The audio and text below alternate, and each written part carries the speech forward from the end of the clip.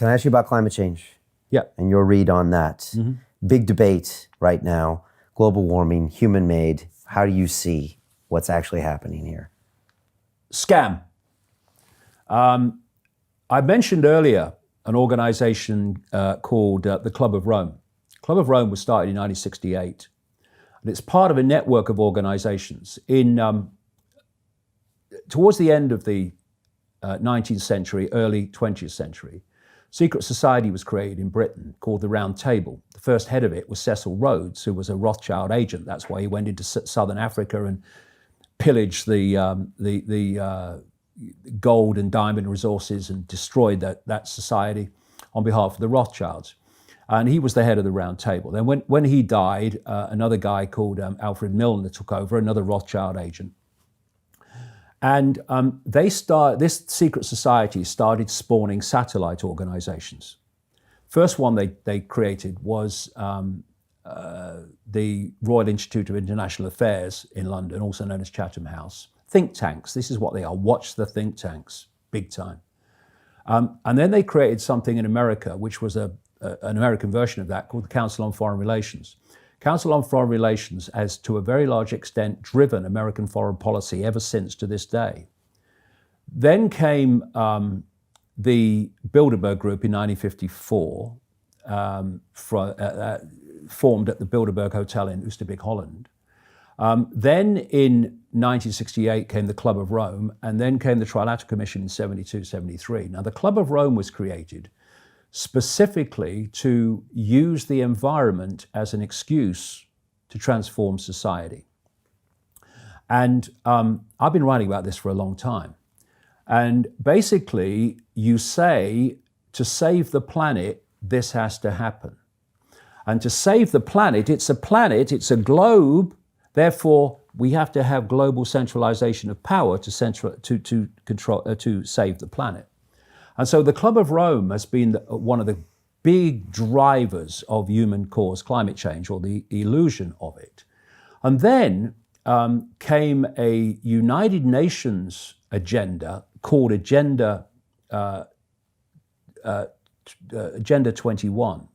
And that laid out a strategy for transforming society to meet the challenge of climate change. It was everything that they wanted. And then later, more recently, they've advanced that, and they call it now Agenda 2030, which is an updated version of the same thing. And when you read Agenda 2030, it is a tyranny's dream, because it dictates every area of human life, including education, to save the planet. And this is problem, reaction, solution, as I call it. And this has been worked towards for a long time. So you create the illusion of the problem, and then you offer the solutions to the problem, which is centralization of power, centralized control. Now, bringing it up to date, one of the most classic Soros progressives around today is a lady in America, a congresswoman, she's recently elected, called Alexandria Ocasio-Cortez, who's classic, nothing to do with facts, just this is how it is.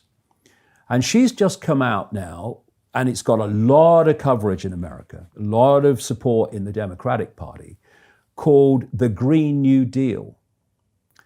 Because she says, I would say bizarrely, and scientists would also say bizarrely too, that we have 12 years to save the planet. We had a few years to save the planet some years back, and it long passed and we're still here. And what her Green New Deal demands is exactly what I've been writing for years, is the plan to transform human society into a centralized dictatorship on the justification of we have to do this to save the planet. And we don't need to save the planet. No. And humans aren't causing an aggressive form of global warming. No, the that's hurting us. planet doesn't need saving. I mean, its natural balance mechanisms will kick us off before it needs any help. But are we going to harm ourselves more in the meantime? No, I've just been reading. See, it's a psychological game. So you have a major weather event in the 1950s, and it's a major weather event. Oh yeah, well that was a bit extreme, wasn't it? You have one now, global warming, it's climate change. And I've just been reading a very, very interesting book by an American meteorologist called Joe Bastardi, who is, since he was a little kid, he was obsessed with the weather. He just loves weather and weather forecasting, and he's just really kind of obsessed with it. And he was observing all this. And being obsessed with the weather, he's looked at charts going back forever, And he's looking at all these claims about this is global warming, this is climate change. And he's going, well, hold on a minute. That happened in the 1950s. That happened in the 1920s. And what he does in this book is he shows the repeating cycles that cause the outcome.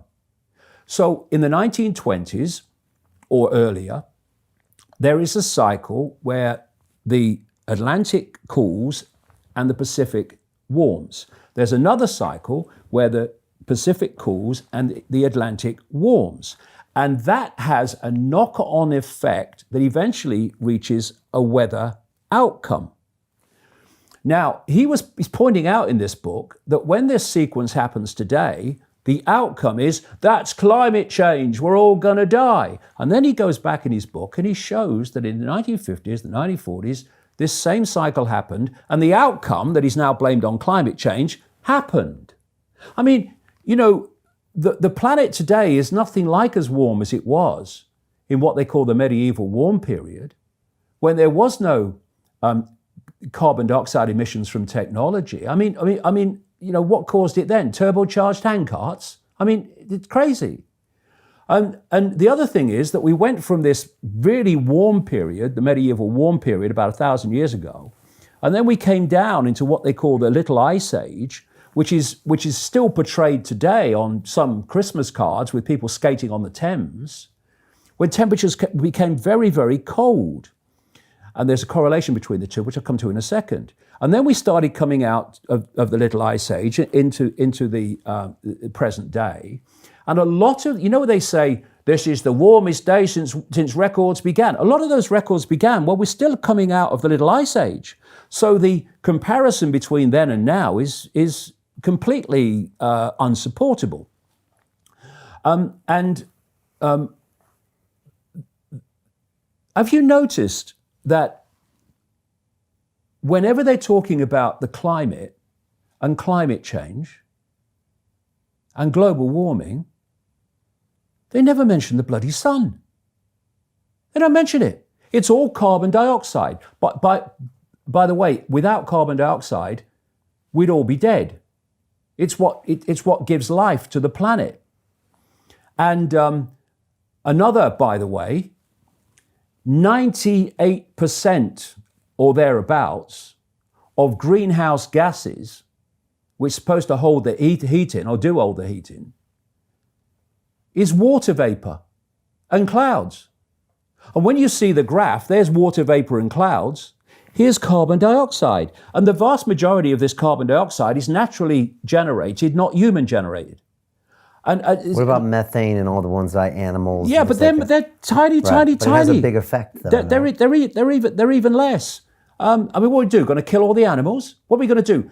Legislate against condensation when 98% of it's caused by water vapor? It's ridiculous. So it's another scam to get people's attention to create control. But like I was just going to say, they never talk about the sun. Now, it's well known that solar activity, these great emissions of power which we experience as heat coming from the sun, you can see when the sun is in an up period of, if you like, power by the number of sunspots. Because these sunspots are massive projections from the sun that are bigger than the Earth, well bigger than the Earth. And they travel through on the solar wind, and we get them as heat. And so when the sun is very inactive, there's very few sunspots, sometimes virtually none. And these have been looked at in their cycles through this period that I'm talking about. And when we reached the minimum, the bottom of the Little Ice Age, when it was at its coldest, it's known in climate science as the Maunder minimum. And it's named after a guy called Maunder, and his wife was there as well, who were charting sunspot activity and its relationship to Earth temperature. And they picked up a correlation. And one of the correlations was that when there was virtually no sunspot activity, we reached the coldest point of the Maunder minimum, the Little Ice Age, as they call it. And then sunspot activity started again, and we started to climb out of this Little Ice Age into present day.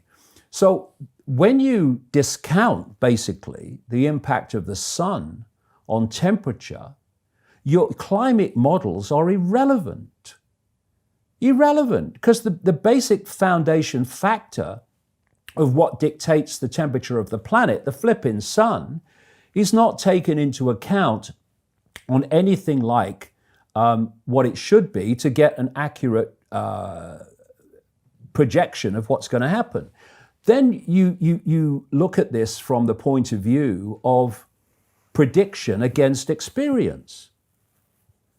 According to Al Gore, well before now, there should be basically no ice in the summer at the North Pole. Funnily enough, there is. And this should have happened, and that should have happened. And another thing that Joe Bastardi points out in his kind of lifelong love of weather is that we're told that all these extreme weather events now are increasing because of climate change. He's saying they're not. They're not increasing. There were more tornadoes and hurricanes way back than there are now. And there were more extreme weather events than we have now. But because it's a psychological game, if you keep saying every time, notice what they've done now in Britain, which they've never done before, they've started naming storms. Like they name hurricanes, which are kind of not very often, so you just name a few. They must be running out of names. Because every time there's a storm that you would call, it's a bit more than, it's going to be a bit rough, they give it a name. All right, so it's another psychological It's tactic. more scary. All right, so we need to ignore it. Well, what we need to do is to research ourselves beyond the official narrative. And if we do, we'll find an amazing thing, that there are a lot of scientists, increasing all the time, by the way, who are saying, actually, it's not happening, is it? It's not real, is it? There's many, many scientists now that were on the bandwagon, it's happening. And we're now saying, well, actually, I'm reassessing it. I don't think it is now. I don't think this is real. And all that is available if you search for it. But when you've got a situation where the BBC, that's supposed to be this neutral organization, well, it's the way I tell them, that actually made a decision that the science is settled, therefore we're not having people on that are saying otherwise, then what you're doing again, back to the same theme, you're skewing the debate. Because all people are hearing is climate change is real. If they don't go searching elsewhere, climate change is real, we're all going to die. You are disgustingly, mercilessly frightening young children of the devastation and the horror that they're going to face for a political agenda. That's what's happening. So and the school, I mean, my son, Jamie, because he thinks for himself, when he was at school, And he had an exam, and part of the exam was climate change. He was obviously going to put that actually there's evidence to say that it's actually not happening. And his teacher said, well, I have sympathy with that, but if you say that, you won't pass, right? So again, wherever you look, where there's an agenda you can't win, you don't have the agenda, or you don't have the debate. So what you have now is anyone that is questioning the official narrative of so-called global warming, climate change, and it became climate change, by the way, when the temperatures leveled out, and they couldn't call it global warming anymore. They're now climate deniers, which is obviously psychologically linking to Holocaust deniers, et cetera, et cetera. And so if you only hear one thing, that's overwhelmingly going to be the perception you have. Okay. And if you say to people, well, why do you believe that climate change caused by humans is real? They'll say, well, everybody knows that. Well, everybody knows that because that's all everyone's ever heard. When you go and do the research, you find actually it's a house of cards. It's just based on repetition. You know, go and research. The 97% of scientists believe that global warming is caused by humans. Go and research that, and you'll find, if you follow it back, it's based on wind. It's based on no substance whatsoever. It's a complete hoax, but it's a great line. Oh, 97% of scientists agree that it's caused by humans. Oh, well, if 97% of scientists agree, it must be true. You chart that number back and see where it came from. Even the Wall Street Journal trashed that. Okay. But it's still parroted all the time as justification for transforming human society, destroying beautiful landscapes with wind farms that are incredibly inefficient, and so on.